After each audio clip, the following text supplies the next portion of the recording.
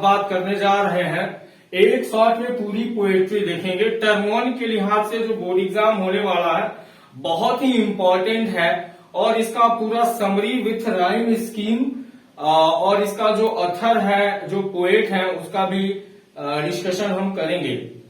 तो अभी हम स्टार्ट करेंगे। आपको टर्म 1 में जो सिलेबस है उसमें आपको डस्ट ऑफ स्नो पढ़ना है, फायर एंड आइस है, a tiger in the zoo है और द बॉल पोएम है। इन चारों पोएम को बारी बारी हम बताते हैं कि इसमें क्या लिखा गया है, जो थीम है या जो इसका सेंट्रल आइडिया है वो क्या है, पोएट क्या बताना चाहते हैं।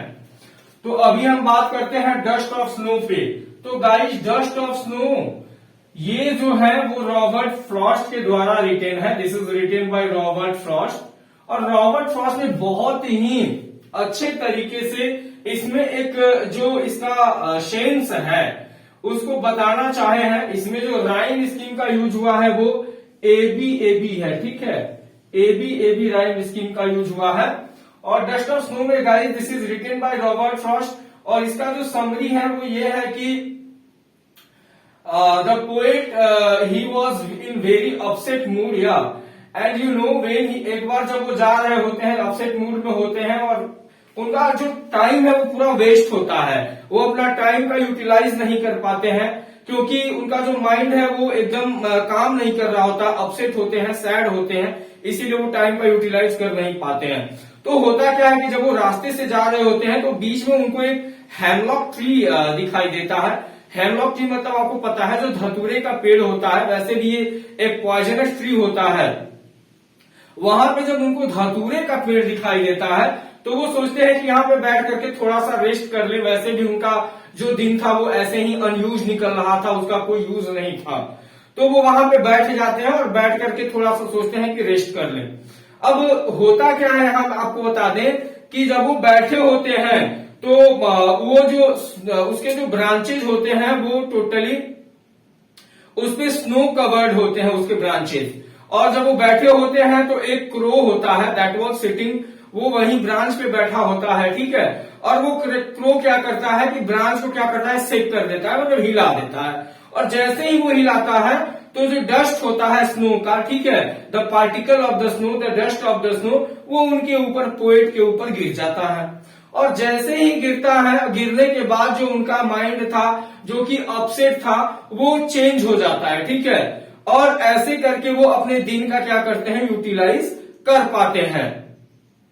क्योंकि यहां पे दिखाया गया है कि जो पहले का उनका द स्टेट ऑफ माइंड है, तो वो प्रीवियस में क्या था, उनका प्रीवियस में स्टेट ऑफ माइंड अपसेटनेस का था, सैडनेस का था, ही वॉज अनहैप्पी। लेकिन जैसे ही डस्ट ऑफ स्नो उनके ऊपर गिरा तो उनका जो स्टेट ऑफ माइंड है वो चेंज हो गया और वो अनहैप्पी से हैप्पी हो गए। आगे कंटिन्यू करने से पहले मैं आपको कह देना चाहता हूं कि यदि आपने RD English and G S classes subscribe नहीं किया है तो इसको सब्सक्राइब करें ताकि जो भी मेरे लेटेस्ट अपडेट वीडियो होंगे वो आप तक पहुंच जाएंगे। और जो सब्सक्राइब करने के बाद जो बेल आइकन है उसको प्रेस भी करें। So thank you and don't forget to share, like and comment. अब आगे हम बढ़ते हैं। देखिए, डस्ट ऑफ स्नो में जो इनका एक मैसेज है वो ये है कि जो स्मॉल चीजें होती हैं, स्मॉल थिंग्स, कभी कभी छोटी छोटी जो चीजें हैं वो भी हमारे लाइफ में बहुत बड़ा चेंज लाती हैं। यहाँ पे डस्ट ऑफ स्नो का गिरना पोएट के ऊपर और उनके जो स्टेट ऑफ माइंड है, उनका जो माइंड चेंज होना, अनहैप्पी से वो हैप्पी होना, सैड से ग्लैड होना, ये चीज दर्शाता है। ये डस्ट ऑफ स्नो जो छोटी चीज होती है वो भी उनके लाइफ में बहुत बड़ा चेंज कर जाती है। तो यहाँ पे एक मैसेज इसके थ्रू यही देना चाहते हैं रॉबर्ट फ्रॉस्ट। दूसरी चीज हम यहाँ पे डिस्कस करना चाहते हैं जो सिंबल्स का यूज किया गया है। The symbolism is use by Robert Frost. जैसे आपको पॉइजनस ट्री, हेमलॉक ट्री का यूज किया गया है, स्नो का यूज किया गया है, क्रो का यूज किया गया है, ये सारे सिंबल्स का यूज किया गया है इस पोएम में, ठीक है। राइम स्कीम आपको बता ही दी है, इसका एबी है। आगे बढ़ते हैं, फायर एंड आइस है गाइस। फायर एंड आइस भी आपको रॉबर्ट फ्रॉस्ट के द्वारा ही रिटेन है। ये फर्स्ट चैप्टर में ही है, दोनों पोएम्स फर्स्ट चैप्टर में है और दोनों रिटेन बाय रॉबर्ट फ्रॉस्ट। तो फायर एंड आइस में क्या है, फायर एंड आइस में the poet is telling that कि ये दुनिया दो चीजों से तबाह हो सकती है। पहला तो फायर है और सेकेंड इज आइस। या फायर से और आइस से, दोनों से क्या हो सकती है, दुनिया बर्बाद हो सकती है, डिस्ट्रॉय हो सकती है, डिस्ट्रक्ट हो सकती है। अब यहां पे हम आपको बता दें कि फायर से कैसे दुनिया तबाह होगी। तो यहां पे फायर को भी एज अ सिंबल यूज किया गया है गाइस। फायर मतलब क्या होता है, जो लस्ट है, जो ग्रीड है, हमारे अंदर जो डिजायर है, जो एम्बिशन है, हमारे अंदर जो लोभ लालच, जो इच्छाएं आकांक्षाएं हमारे अंदर ह्यूमंस के अंदर हैं, उसको यहां पे फायर से कंपेयर किया, फायर के लिए बताया गया है, सिंबल यूज किया गया है। और वो कहते हैं कि बहुत सारे लोग, मतलब द मेजोरिटी, वो यही मानता है कि ये दुनिया एक दिन बर्बाद हो जाएगी। किस कारण की वजह से, ये लस्ट लालच की वजह से, विश की वजह से, एम्बिशन की वजह से एक दिन दुनिया बर्बाद हो जाएगी।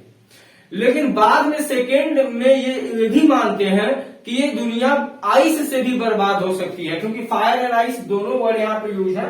तो फायर से तो बर्बाद होगी, ये पहले फायर के साथ जा रहे हैं, लेकिन साथ में ये भी मान रहे हैं कि ये दुनिया आइस से भी बर्बाद हो सकती है। यहाँ पे आइस का जो मतलब है वो क्या है, तो आइस का मतलब यहाँ पे है हेट्रेड। जो हेट्रेड है, जो घृणा है हमारे अंदर, जो हम एक दूसरे से घृणा कर रहे हैं, या उसके बाद क्या है, यहाँ पे on the basis of religion, on the basis of caste diversity है, ठीक है। तो ये सारी चीजें यहाँ पे क्या है, ये चीजें आपको एक दिन दुनिया को समाप्त कर देगी। तो ये दोनों पॉइंट के साथ जा रहे हैं, फायर भी समाप्त करेगा और आइस भी कम पावरफुल नहीं है। हमारे संसार के अंदर जो हेट्रेड मौजूद है, जो घृणा मौजूद है, इसकी वजह से भी एक दिन ये दुनिया का खात्मा, दुनिया का अंत हो सकता है। तो वो दोनों चीजों को फेवर करते हैं, they will destroy the world, they will and the world. इसमें जो राइम स्कीम है वो आपको बहुत ही डिफरेंट मिलेगा। इसमें ए है, एबीसी है और बीसीबी है, ठीक है। ये राइम स्कीम है फायर एंड आइस का। और पोएट का नाम तो हम ऑलरेडी बता ही चुके हैं, रॉबर्ट फ्रॉस्ट, दोनों को लिखे हैं, डस्ट ऑफ स्नो को और फायर एंड आइस को। उसके बाद आपका जो चैप्टर नंबर नेक्स्ट है, a tiger in the zoo है, ये पोएम है। This is written by Leslie Norris. Leslie Norris ने इसको लिखा है और इसका जो राइम स्कीम है वो आप देख सकते हैं एबीसीडी है, ठीक है। राइम स्कीम जो a tiger in the zoo का है वो क्या है, A B C D, written by Leslie Norris. अब इसमें a tiger in the zoo में गाइस जो कंपैरिजन दिखाया गया है, पहले तो देखिए इसमें एनिमल का जो यूज किया गया है वो है टाइगर, और इसमें कंपैरिजन दिखाया गया है। कंपैरिजन दो चीजों का है, एक तो the tiger in the forest है, ठीक है, टाइगर इन द फॉरेस्ट, और दूसरा जो स्टेट दिखाया गया है वो है अ टाइगर जो कि कहां पे है, केज में है, जू के केज में, पिंजरे में बंद है। तो यहां पे दोनों चीजों को दिखाया गया है। और यहां पे हम बात करते हैं गाइस,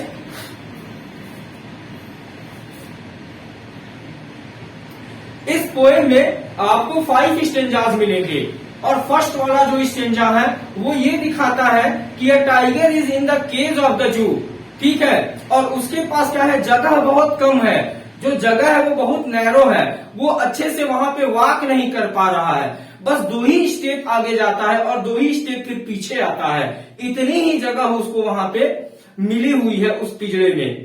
तो he is not feeling angry, ठीक है, and he is in rage, वो बहुत गुस्से में है, क्योंकि वहां पर उसका जो फ्रीडम है वो गुम हो चुका है, वो फ्री फील नहीं कर रहा है।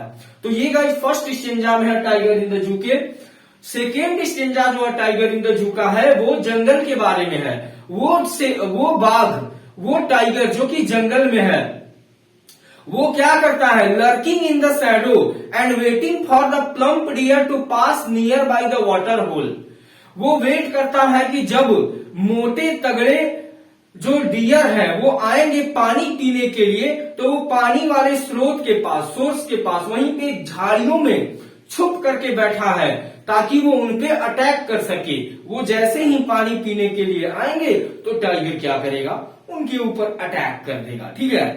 आपको पता है कि जो बाघ होता है वो बहुत ही पावरफुल होता है और वो अपना शिकार करता है। तो अपना शिकार करने के लिए, हंट करने के लिए और डियर को किल करने के लिए वहां पे वेट करता है। और यहाँ पे क्या दिखाया गया है, यहाँ पे पावर ऑफ द टाइगर दिखाया गया है कि ये वो टाइगर है जंगल का जो शिकार के लिए एकदम फ्री होता है और हमेशा चौकन्ना होता है, और उसकी जो मस्ती होती है जंगल की वो अलग होती है। थर्ड स्टेंजा भी गाइस उसी बाघ के बारे में दिखा रहा है जो फॉरेस्ट में है। वो दिखाता है कि ये वही बाघ है जिसकी सिर्फ दहाड़ सुन करके, सिर्फ आवाज सुन करके बगल के गांव वाले एकदम भयभीत हो जाते हैं, डरे सहमे से होते हैं। जब वो जाता है और अपने जबड़ों को, अपनी दांतों को पीसते हुए, ठीक है, व्हाइट फैंग्स दिखाते हुए जब वो आवाज निकालता है, दहाड़ता है, गुर्राता है, ठीक है, उसके बाद उसकी आवाज सुनने के बाद जो गांव के लोग होते हैं वो एकदम क्या हो जाते हैं, टेरर फील करते हैं और वो डरे से फील करते हैं। तो ये हम 3 स्टेंजा के बारे में। चौथे स्टेंजा में फिर आपको जो स्टोरी है, पोएम है, वो रिटर्न आता है उसी पिंजड़े में, चिड़िया खाने के। तो यहाँ पे क्या है, उस टाइगर को कंक्रीट सेल में अब बंद कर दिया गया है, उसका जो पावर है वो सीज हो गया है, वो यहाँ पे कुछ नहीं कर पाता है, उसकी आजादी छीन चुकी है, बेचारा बहुत ही परेशान है, ठीक है।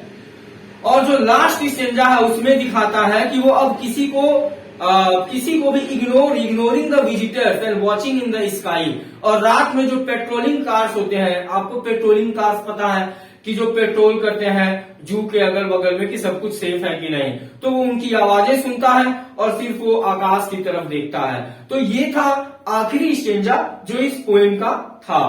आपको हम बता दें कि पोएट जो है यहाँ पे 2 डिफरेंसेस दिखा रहे हैं। एक डिफरेंस है वो टाइगर जो कि जंगल में रहता है, दूसरा टाइगर जो कि पिंजरे में बंद है जू के। तो यहाँ पे दोनों के बीच का अंतर पोएट बताए हैं। जो गाइस हमारा लास्ट पोएम है वो है the ball poem, and the ball poem written by John Berryman. John Berryman और इसमें जो है राइम स्कीम कोई नहीं है, ब्लैंक वर्स में लिखा हुआ ये पोएम है। इसमें बात करते हैं कि एक छोटे बच्चे को प्रेजेंट किया गया है, ठीक है, और स्मॉल बॉय,